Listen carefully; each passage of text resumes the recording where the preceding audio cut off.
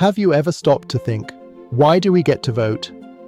Why do we raise our hands in class, take part in student councils, or voice opinions online without fear of being jailed for it? Here's a wild thought. The freedoms many of us enjoy today actually started over 2,500 years ago.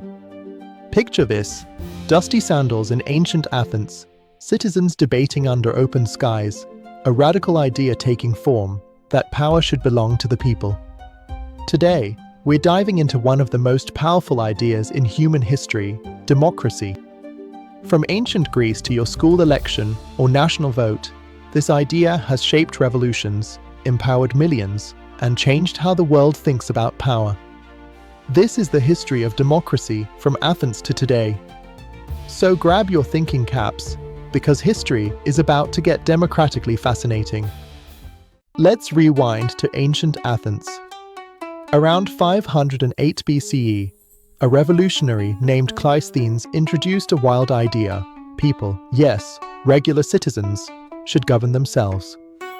Now, this wasn't democracy as we know it.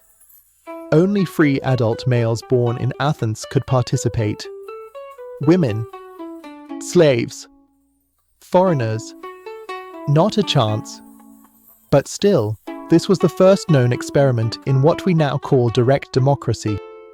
Imagine a huge open-air meeting called the ecclesia, where thousands gathered to vote by raising hands on laws, war, leadership. It was messy, it was loud, but it was new and powerful. Fun fact: they used broken pottery shards, called ostraka, to vote someone out of the city if they were getting too powerful. That's where the word ostracized comes from. Fast forward to Rome. They took a different route, representative democracy. The Roman Republic, around 509 BCE, said, hey, not everyone can show up every day to vote. Let's elect people to do it for us. Enter the Senate, the consuls, and a system that tried to balance power between the rich patricians and the poor plebeians. While Rome wasn't a perfect democracy, the foundations of modern republics, like checks and balances, began here. The key shift: democracy moved from everyone votes on everything to everyone votes on someone who decides. Sound familiar?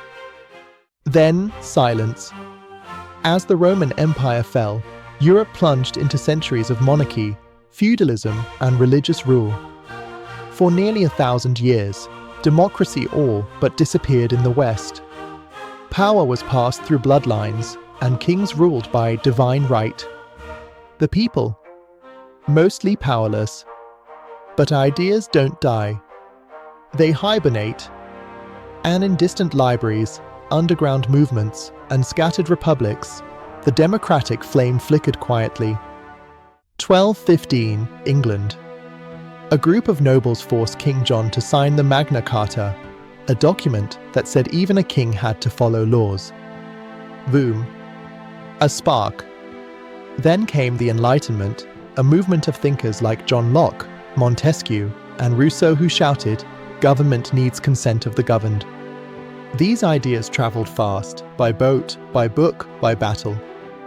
1776, the American Revolution. Colonists, tired of British rule, declared independence. They built a government by the people, for the people. Then, France.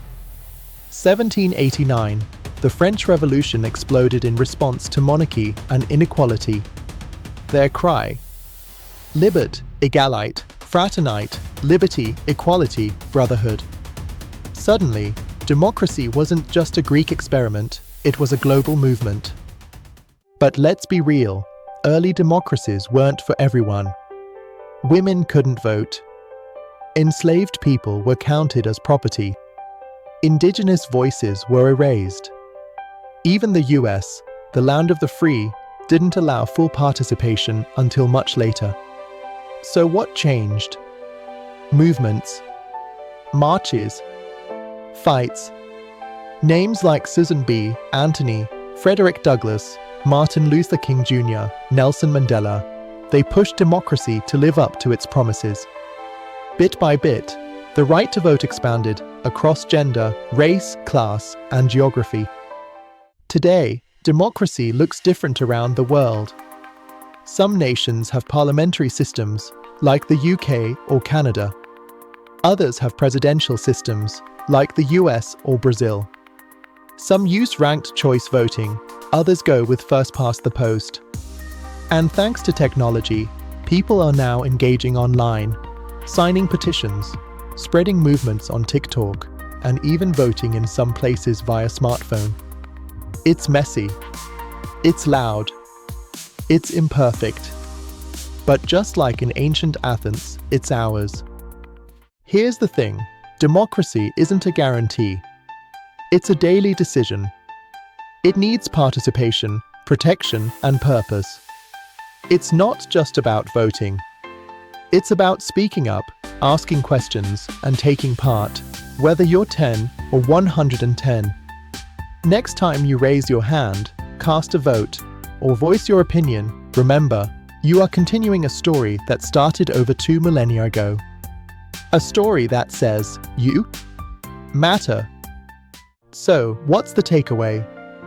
1. Democracy isn't just a system. It's a living story. 2. It started with sandals in Athens, survived empires, fueled revolutions, and now lives in your choices. 3. And its future depends on what we do with it together. If this journey through time inspired you, let us know. Share your thoughts, start a conversation, or simply stay curious. And remember, democracy isn't about perfection. It's about participation. Until next time, keep exploring, keep asking, and keep believing in the power of people. This is Noah Lobby, and you've been listening to Timeless Knowledge Discoveries. If you learned something new today, don't forget to like, subscribe, and turn on that notification bell so you never miss a moment of curiosity. Stay curious, my friends.